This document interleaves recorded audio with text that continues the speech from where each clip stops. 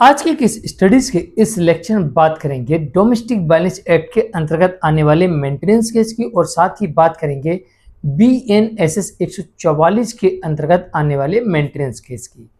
अगर ये दोनों ही मेंटेनेंस के केस आपके ऊपर आए हैं तो आप इन पूरे के पूरे केसेस को,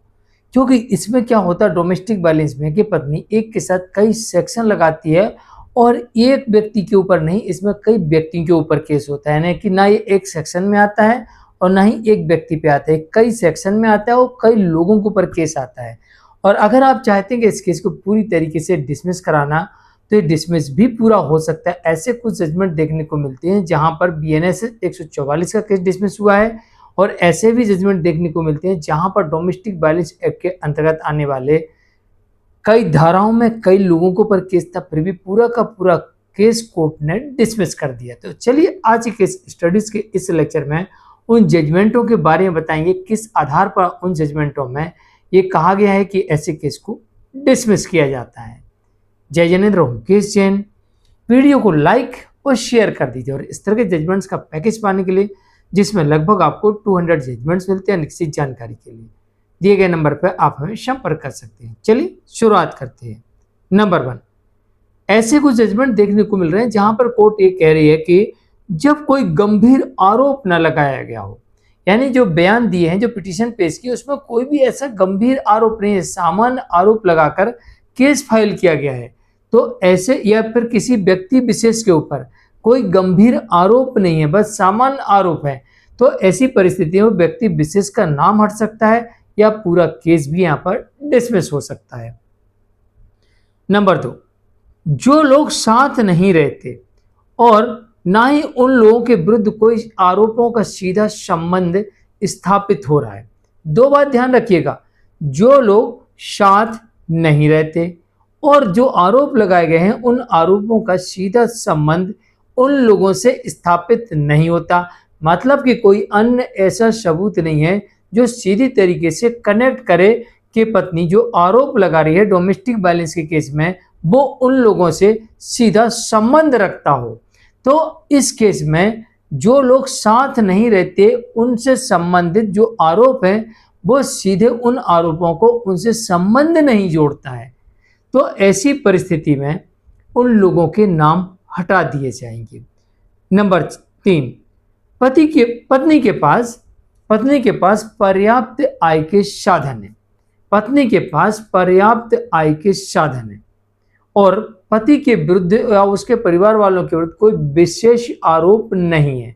ना कोई विशेष आरोप है ना ही कोई विशेष उस आरोप का सबूत है। यानी साबित करने के लिए, आरोप का साबित करने के लिए सबूत भी होना जरूरी है। अगर गंभीर आरोप लगाए गए तो उन गंभीर आरोपों के सबूत होना आवश्यक होता है और अगर सामान्य आरोप लगाए गए तो फिर उन आरोपों के आधार पर केस को आगे नहीं बढ़ाया जा सकता। ऐसा भी कोर्ट कई मामलों में कह चुकी है। तो यहाँ पर ये देखने को मिलता है कि पत्नी के पास में आय के पर्याप्त साधन है, यानी कि जॉब कर रही है, बिजनेस कर रही या इंटरेस्ट से पैसा आता है या इन्वेस्ट किया उससे इंटरेस्ट आता है या रेंट आता है, यानी पत्नी के पास इतना पैसा आता है कि जो उसके महीने का खर्चा है वो उससे बड़ी आसानी से निकल जाता है। तो ऐसी स्थिति में जहां पर पत्नी के द्वारा लगाए गए किसी भी आरोप का सीधा सबूत ना होना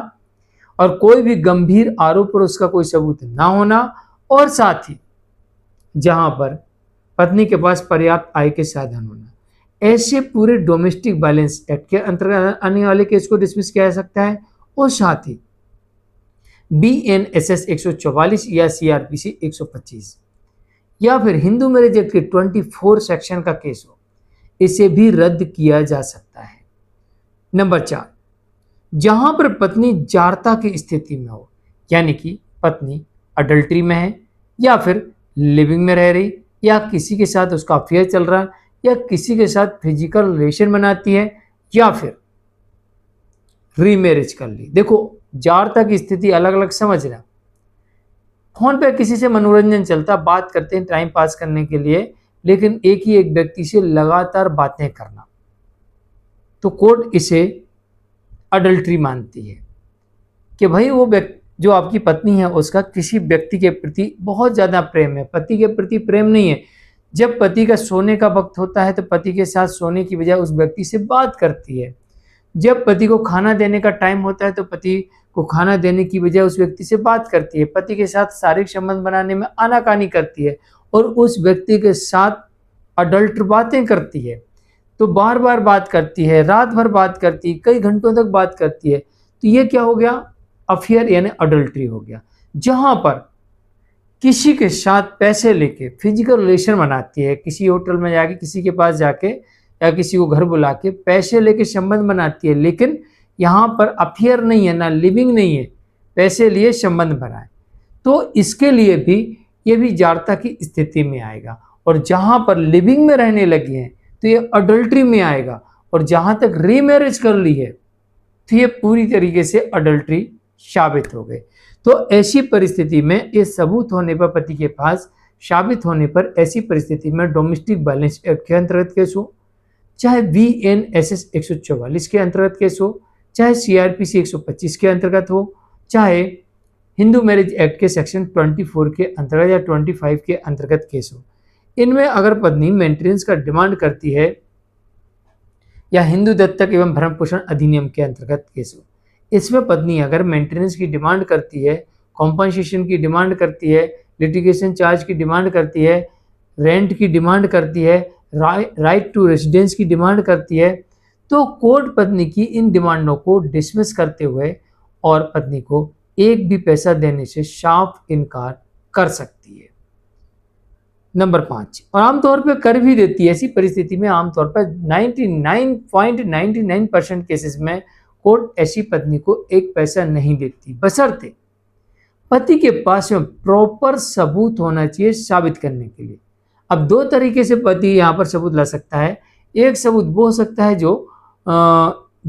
आई विटनेस के माध्यम से ला सकता है। दूसरा डिजिटल एविडेंस, जैसे कॉल डिटेल्स, जैसे DNA बच्चे का करवा लिया, अडल्ट्री साबित हो गई, जैसे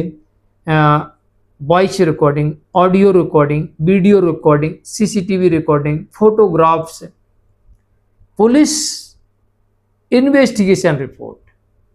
ये सब अडल्ट्री को साबित करने के लिए पर्याप्त माने जा सकते हैं। अब पुलिस ने मान लीजिए किसी